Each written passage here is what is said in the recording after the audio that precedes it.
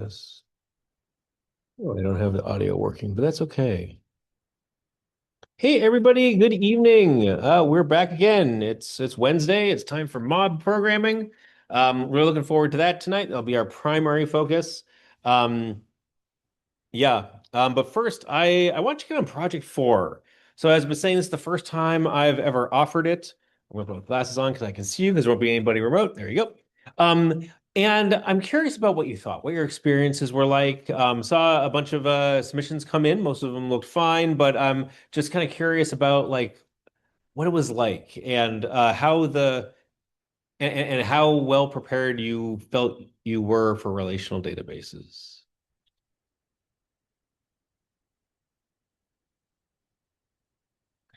Yeah.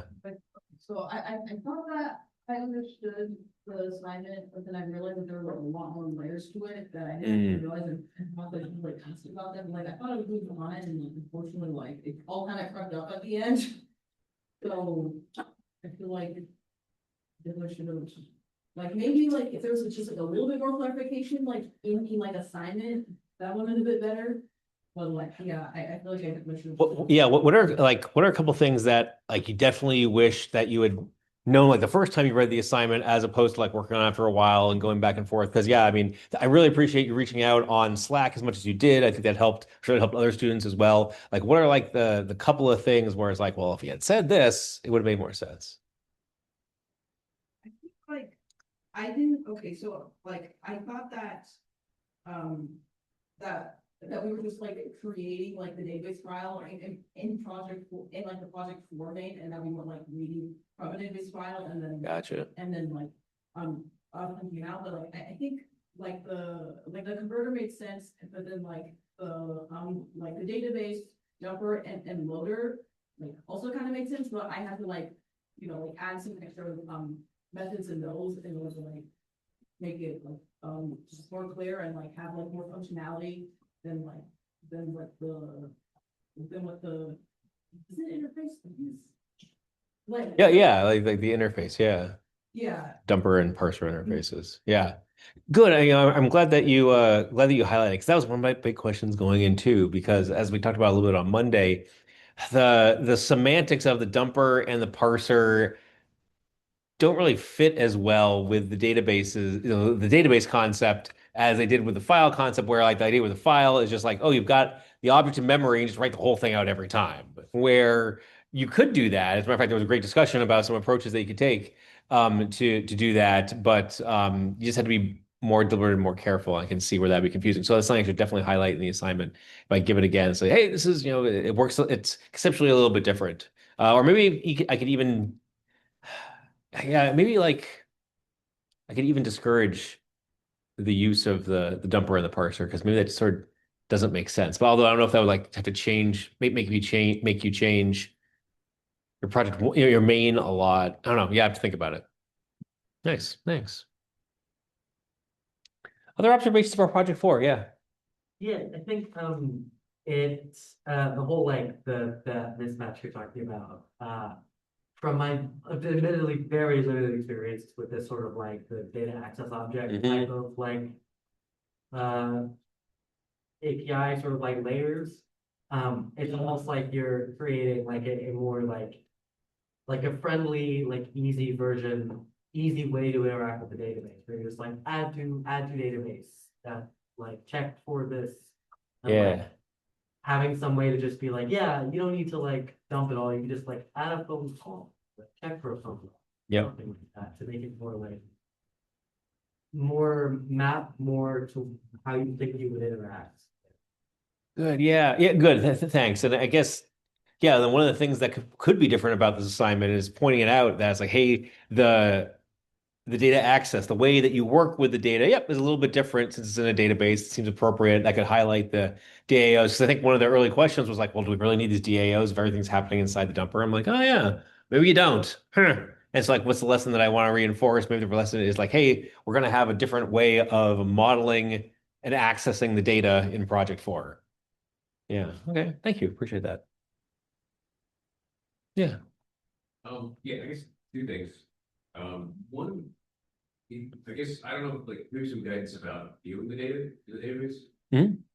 Would we use, well, I mean, because it's like the IntelliJ, the app you have with IntelliJ, they want you to connect to like our other Oh, apps. right. Yeah, And it's also like locking in immediately. yeah, So yeah. you can't like look at it while you're running it. So this back and forth kind of thing. That's not insurmountable, I think. That's a good point. Yes. The yeah, so like in the lecture towards the end, I had an example. What's the name of the class?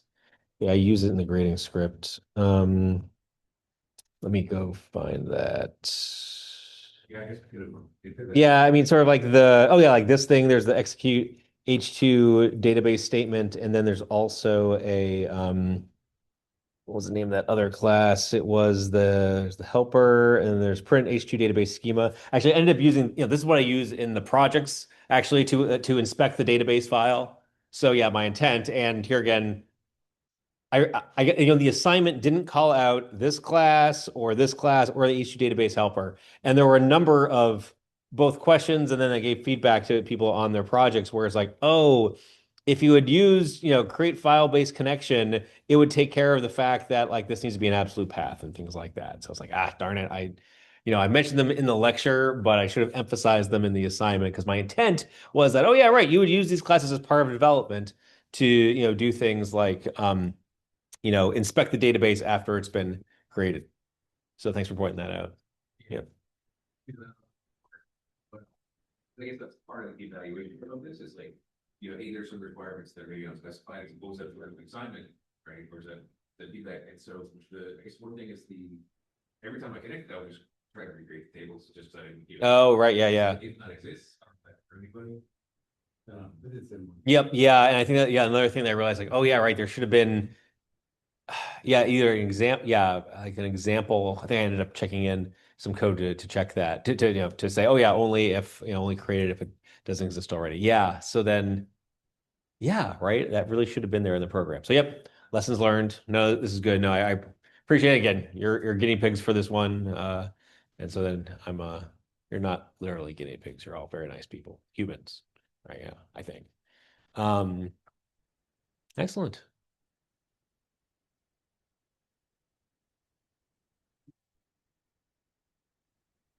Yeah. I thought the file database was really cool. I've never seen it. Oh yeah, yeah. Working with just like a file. Yeah, yeah, nice. Yeah. So yeah, I was pleased to find out that so many of you had some experience with SQL. I guess I never really asked my students in the past if they had taken a course in databases. In my mind, that's like an upper division elective because like, ooh, databases, they're fancy and new. Again, I was in college like 30 years ago when that stuff was still emerging.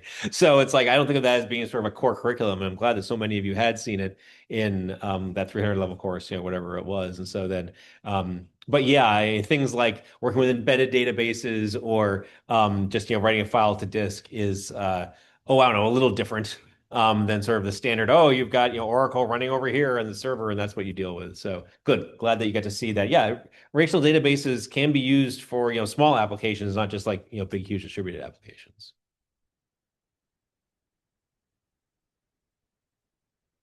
Nice. Anything else in Project 4?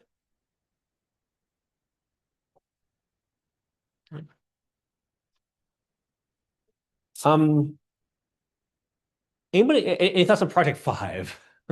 Um, anybody started pondering Project 5? That's okay.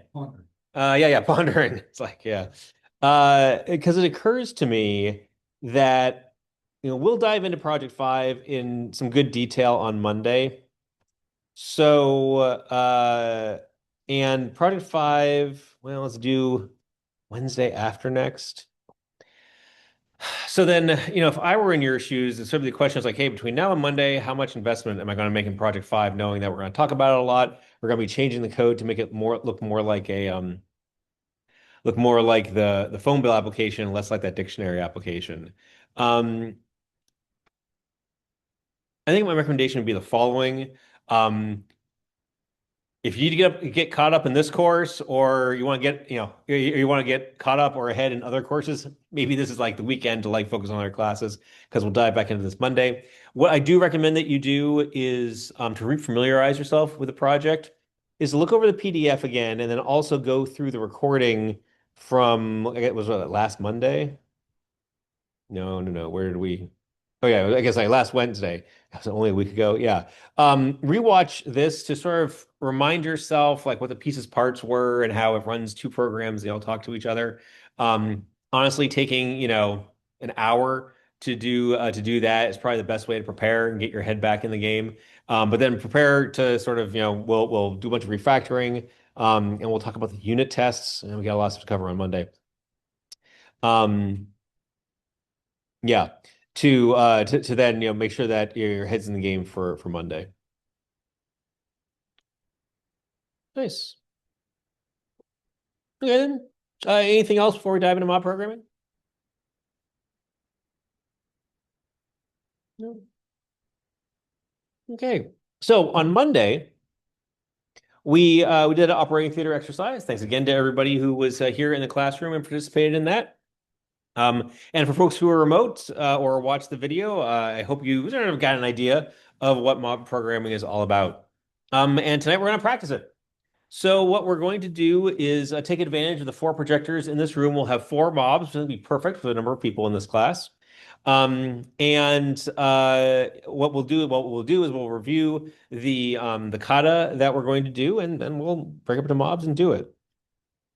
So um, let's see here. We did the tennis kata just as a reminder. There are three roles in mob programming. There's a driver. Again, it's the person whose hands are on the keyboard and who is focused more on writing the code than they are thinking about the design or really what code to write. There's a designated navigator who is the person that is interacting with the driver to give them guidance. And the designated navigator also takes input from the rest everybody else, the rest of the mob.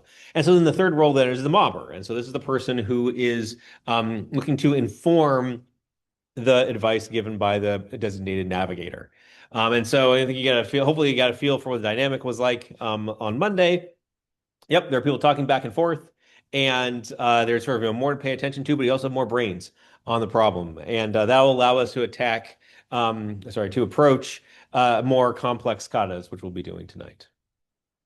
But just like in pair programming, we work on those pomodoros, so we'll do like 8 minutes, followed by 8 minutes of coding, followed by 2 minutes of retrospective. And then we rotate. And what I recommend is that the driver become the next navigator, next designated navigator, and that the navigator then is returned to being a mobber. And that way, there's nice continuity between writing the code and then specifying the next set of ideas for the code. Before we talk about the kata itself that we'll be doing tonight, anything that you'd like me to talk about with regards to just general mobbing or how to approach tonight? I guess one other thing, I will be opening up the breakout rooms in Zoom, and that way the mobs only need to have one laptop plugged into the projector. That might make it easier to do what we did on Monday, where you have people share their screens through Zoom. I think that'll end up working better than trying to like unplug and plug laptops and who's forgotten their HDMI adapter and everything like that. So we'll see how that goes. Okay. Tonight's kata is the RPN calculator. RPM stands for reverse Polish notation, which is an ethnic joke I learned many years later. No, it was this Polish guy that came up, a Polish mathematician who came up with this notation. And so the whole idea here is if anybody's ever worked with like a HP calculator or has known someone who's like a actuary or an accountant or whatever, like they really like this. It makes sense to them. So the whole idea is that you've got that you express calculations in postfix notation, meaning that instead of saying 2 plus 4, you say 2 4 plus. And the idea is that and then you can have complex calculations that are basically grouped from left to right. So here are these examples. Reverse Polish notation is 25 divide, and that's 20 divided by 5 is 4. And then if you want more complex stuff with basically, parenthetical expressions, you would say 4 2 plus. So basically you say, great, add 4 plus 2. And then the result of this is then included in the next expression. And that would be, 6 minus 3. So here, this is equivalent to 4 plus 2 minus 3 equals 3. You can go on. So, and note that you can have like more than two arguments popped, on in the expression. So then it's great, 3, 5, 8. Oh, here's your multiplication. So that will then consume the two operands to the left, the two numbers to the left, and that will be your 5 times 8 will be 40. And then you end up with 743. And then the plus is then the 4, the plus applies to the 7, and then the result of this expression, which is 40. And so you get 47, and then it's 47, 3, and then times, and all of that ends up being equal 141. Has anybody seen this notation before? Is this something that maybe come across, maybe a couple of you? Does it make sense in general? Okay, good, good, good. We'll start out with 10 minutes of just planning and whiteboarding and stuff. That's always a good thing to do before mobbing. So the four fundamental arithmetic operations, plus minus, divide, subtract, plus minus, divide, multiply, is a good place to start. And then, hey, if you get that stuff working, add something like a unary operator, like square root. And then there's also a max operator that'll just consume all of the arguments to its left, and then to perform an operation like, to find the maximum. And you can combine that with, addition that way. And so again, there's some more stuff here if you get down here. But the primary goal for tonight is to pursue the four fundamental arithmetic operations. Yeah, correct. No parentheses. The parentheses are sort of inherent in how the operands appear in the expression. Yep. Or not inherent, or implicit, maybe is the right way to say it. Yep. Good question. When I say note, I believe like the percent, you were supposed to say that the percent is simple. I'm sorry, you said. The percent is not on operator. Yeah, where do you see a percent? On is also. On, no. Oh yeah, I don't think there's a modulo operator. It's not, no. Yeah. Nope. Nice. Okay. Yeah. Keep track of state. Like, it might let you do, reverse multiplication at the end with an answer. Oh. Let me keep working with this. For now, let's just start out with a single expression. So basically, yeah, there would, be an input of this, like just call the method with that string or whatever. And then, have it return what you want to return is 4. But work this out in your mobs. And think about, how you would approach it. Again, we'll start with 10 minutes of just, of planning and figuring things out, of course, getting to know each other and everything like that. And let's see here. And also, if we go to the repository, let's see here, not this one, but the cause repository, I added where is it, calculator, and there are 4 mob projects. And so here again, this is the should be familiar to you by now. It's got a main class and a test and an integration test, and go from there. As with all these katas, I encourage you to work mainly from unit tests and don't worry too much about the command line. Yeah, maybe ultimately it's what you'd want to do, but let's focus on what's interesting, or at least the core functionality, which is evaluating those expressions in reverse Polish notation.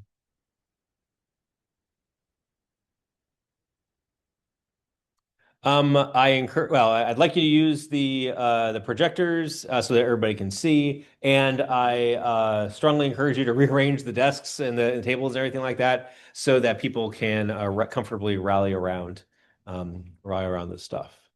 And I think we've got sort of looking, I don't know if it's 3 mobs or 4 mobs. I'll let you all figure it out. You've got 4 projectors if you need them. Excellent. Anything else I can tell you? Anything else you'd like to know before we dive into it? Nope. Okay. I will pause the recording. I will. Okay. That was a fun one. Wow. Every time we mob program, something interesting happens, and certainly something interesting happened tonight. I'm curious though about what your experiences were. and what you thought about mobbing in general and how things went tonight. So let's just go group by group. So like mob one. What are your final thoughts? Like what was it like? You've done pairing. What was it like mobbing?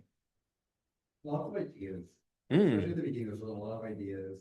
yeah. I think we realized at the end, like, we should have been diving into everybody's ideas and like kind of looking at them more in depth. Yeah. But I think as most of the things with do, at least for me, it's like, it starts off simple and stupid, like we're doing simple, stupid tests, and then the ideas evolve, like, and like, oh, we could do this instead, and so like, I think that's what happened here, like, oh, let's do this and that, and so it starts evolving, then you Nice. get excited. Yeah, yeah, yeah. And then you call and when we get to And then yeah, right. And then blow the whistle, and then yep, yeah, it's time box. Excellent. Other thoughts, other observations. Yeah, on top of that, I think it's good that we had a bunch of ideas, but I think it kind of set us back because we were always like, oh, what about this? And then eventually when we started just small and build up from that, it was a lot easier to actually approach it. Yeah. So, yeah. Cool. Cool. Okay. Thanks. Let's see here, Mob 2. So they're in the back. What was your experience like tonight? Yeah, right. Yeah. What if there's like levels of that I feel it is what they could actually decide. Wonder why how are we get over what to do. And I figured that out, but I think that distracted me a little bit. Fully just keep my mom's teammates. Yeah, there's a lot of code there, isn't there, which is all part of the exercise. But yeah, as we learned tonight. Nice. Others, what was mobbing like? How's it different from pairing? Hmm. Good. Excellent. Thanks. Number 3. So yeah, so Mob 3. What was it like with you all? I think it's difficult sometimes when you have like extremes in like how quiet or like loud people are. So Yeah. if you've got some people who are like a lot more vocal and some people who are very quiet, it's very easy to like have like one or two people kind of take over. Hmm. Unless you're very careful about it. But actively try to include people. Good. Yeah, sounds good. Sounds like. And how did that work? Did you find that you were able to manage the dynamics or making some ideas for next time? To how did okay. Cool, cool, cool. Excellent. Nice. What about others? Now we know who the quiet people are. Oh. Well, for me, I thought I did a pretty good job. Well, I thought I did a pretty good job of like when I was just a mom or not, just talking to the navigator or some driver because I was like, oh, I'm supposed to be talking more to them, if the navigator gives me something, ask me something, but ask the group something. You just respond to them now. Yeah, that's interesting. Yeah, we saw that dynamic on Monday. I'm sure you all experienced it too, where it's like, yeah, there's all these people talking, and then as the driver, it's like, well, it's hard to listen to that one voice, which maybe is what you're supposed to do, but also feel free to experiment, see what makes most sense for your mob. Excellent. Any other thoughts from Mob 3? Sometimes it is kind of hard to avoid it being kind of salary. It's like everyone's like, oh no, you should do that. No, you My hands are on the keyboard. I do it that way, but it's not my turn. Yeah, yeah, right. Yeah. Nice. Excellent. Cool. Mob 4. What was it like for you? What were your experiences? How did it compare and contrast with some of the other experiences that have been shared tonight?